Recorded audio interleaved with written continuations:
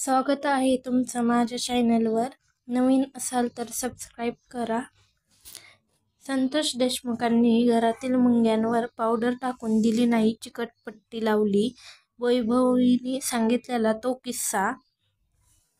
संतोष देशमुख यांची 9 डिसेंबरला निर्घृणपणे हत्या करण्यात आली होती. या प्रकरणात धनंजय मुंडे यांना मंत्रिपदाचा राजीनामा द्यावा लागला होता. मसाजोग गावचे सरपंच संतोष देशमुख हत्या प्रकरणाचे फोटो आणि व्हिडिओ समोर आल्यानंतर राज्यभरात पुन्हा एकदा संतापाची लाट उसळली आहे. या प्रकरणातील मुख्य आरोपी वाल्मिक कराड आणि त्याच्या सहकाऱ्यांना फाशी व्हावी या मागणीसाठी रविवारी बारामतीमध्ये निषेध मोर्चा काढण्यात आला होता. या मोर्चाला संतोष देशमुख यांची कन्या वैभवी देशमुख उपस्थित होती. यावेळी वैभवी देशमुख ही भावूक झाली होती.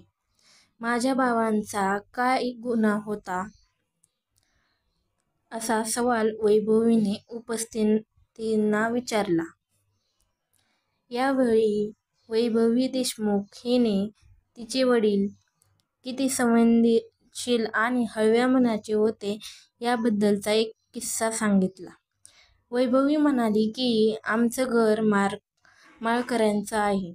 एकदा आमच्या घरात मुंग्या झाल्या होत्या, मात्र माझ्या वडिलांनी माझ्या आईला त्या मुंग्यांवर पावडर टाकून दिली नाही. भिंतीवर चिकटपट्टी लावून त्यांनी मुंग्या खाली येण्यापासून थांबवल्या. एवढ्या संवेदनशील माझे वडील होते, असे वैभवी देशमुख हिने भावूक होत सांगितले. मी मुख्यमंत्री आणि दोन्ही उपमुख्यमंत्र्यांकडे न्यायाची भीक मागत आहे. 28 मे 2024 रोजी या घटनेची सुरुवात झाली.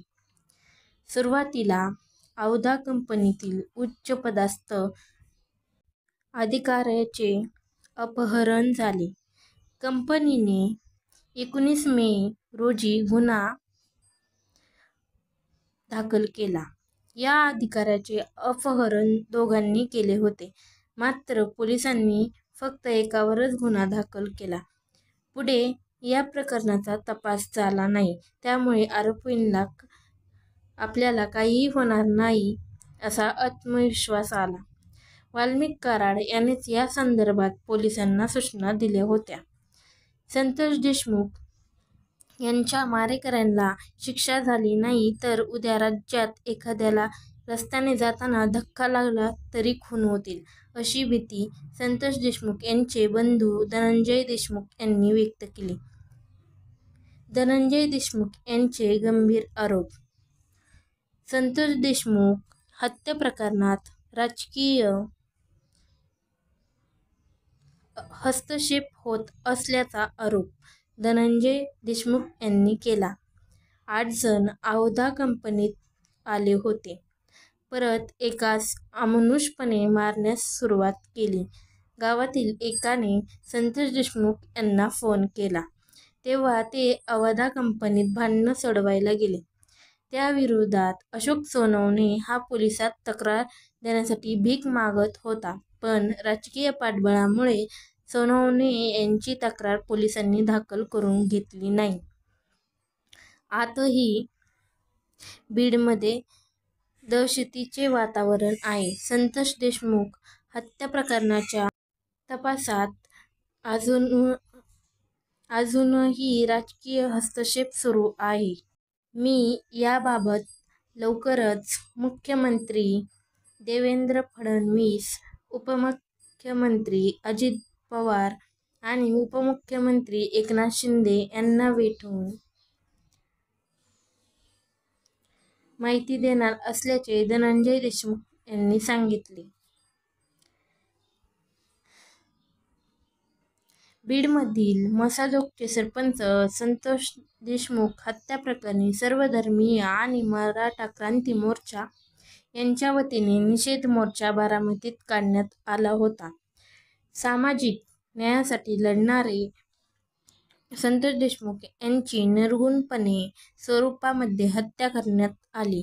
या हत्या प्रकरणामध्ये पोलीस तपासातील यंत्रणे जे कोणी आरोपी व गुन्हेगार असतील अशा सर्वांनाच सहआरोपी करून शासनाने जलद गती न्यायालयामध्ये हा खटला चालवावा आणि आरोपींना फाशीची शिक्षा द्यावी अशा मागणीचे लेखी निवेदन स्वर्गीय संतोष देशमुख कुटुंबियांच्या वतीने बारामतीचे प्रांताधिकारी श्री वैभव नावडकर यांना सादर करण्यात आले.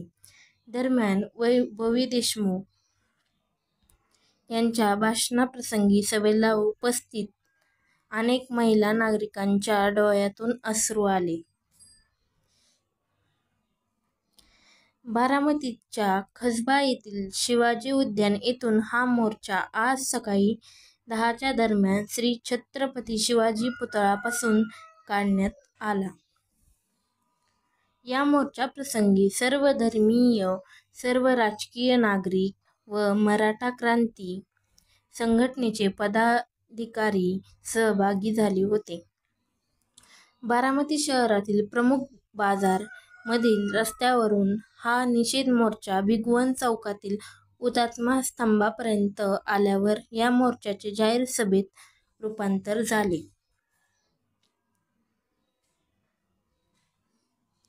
या मोर्चामध्ये संतोष देशमुख यांच्या कुटुंबातील सदस्य सहभागी झाले होते. स्वर्गीय संतोष देशमुख यांचे बंधू धनंजय देशमुख यावेळी बोलताना म्हणाले, एक निष्पक्ष माणसाला असे का मारले असा प्रश्न उपस्थित करून ते म्हणाले, यासाठी आता आपण न्याय मागायला पाहिजे का? या घटनेतील आरोपी वाल्मिक कराड आणि इतर आरोपींना राजकीय मदत मिळत होती. आरोपींना राजकीय पाठबळ मिळाल्यामुळे ही मोठी घटना घडल्याचे देशमुख यांनी नमूद केले. मागील 3 महिने आम्ही मसाजोगचे देशमुख कुटुंबीय अन्याय सहन करत असून स्वर्गीय संतोष देशमुख यांच्या हत्येसाठी आम्ही न्याय मागत आहोत. राज्याचे मुख्यमंत्री आणि दोन्ही उपमुख्यमंत्री यांनी देशमुख कुटुंबीयांना न्याय मिळवून द्यावा यासाठी आता मागणी करत असून याकरिताच आता आम्ही जनतेच्या दरबारात आलो आहोत, असेही धनंजय देशमुख आपल्या भाषणात बोलताना म्हणाले. धनंजय मुंडे यांनी मंत्रिपदाचा राजीनामा दिला आहे. त्यांच्यावरही आरोप होत आहेत. याबाबत माध्यमांशी बोलताना धनंजय देशमुख म्हणाले, ज्यांच्यावर आरोप केले आहेत, जर ते आरोप सिद्ध होत असतील तर त्यांनाही सहआरोपी करून त्यांच्यावर कायदेशीर कारवाई करण्यात यावी अशी आम्ही मागणी शासनाकडे केली आहे. राष्ट्रवादी काँग्रेस शरद पवार पक्षाचे युवा नेते युगेंद्र पवार हे सुद्धा या प्रसंगी उपस्थित होते. संतोष देशमुख हत्या प्रकरणात जे कोणी आरोपी असतील त्यांना फाशीची शिक्षा झाली पाहिजे अशी मागणी त्यांनी यावेळी बोलताना व्यक्त केली. आजच्या निषेध मोर्चा प्रसंगी बारामती शहरातील बाजारपेठेमधील दुकाने कडकडीत बंद ठेवण्यात आली होती. बारामतीमधील जन आक्रोश मोर्चा कालावधीत व्यापारी महासंघाने पाठिंबा दिला. व्यापारी बांधवांनी आपापली दुकाने बंद ठेवून सहकार्य केले. बारामती शहरातील या मोर्चा दरम्यान चोख पोलीस बंदोबस्त ठेवण्यात आला होता. मारेकऱ्यांना कोणी पाठवले? खंडणी कोणासाठी होती? माझ्या वडिलांची हत्या ही खंडणीतूनच झाली आहे, परंतु या लोकांना खंडणी मागायला कोणी पाठवले? त्यांना कोणाचा वरदहस्त होता? असा सवाल सरपंच देशमुख यांची मुलगी वैभवीने केला. तसेच ही खंडणी कोणासाठी जात होती याचीही चौकशी करून त्यांनाही सहआरोपी करावे अशी मागणी वैभवीने केली. माझ्या बाबांना बेदम मारहाण करण्यात आली. ते हातपाय तोडा, पण गाव मुलांसाठी जगू द्या अशी विनवणी करत होते. परंतु त्यांनी कसलीही दयामाया दाखवली नाही. ते निर्दयीपणे मारहाण करीतच राहिले, असेही वैभवी म्हणाली.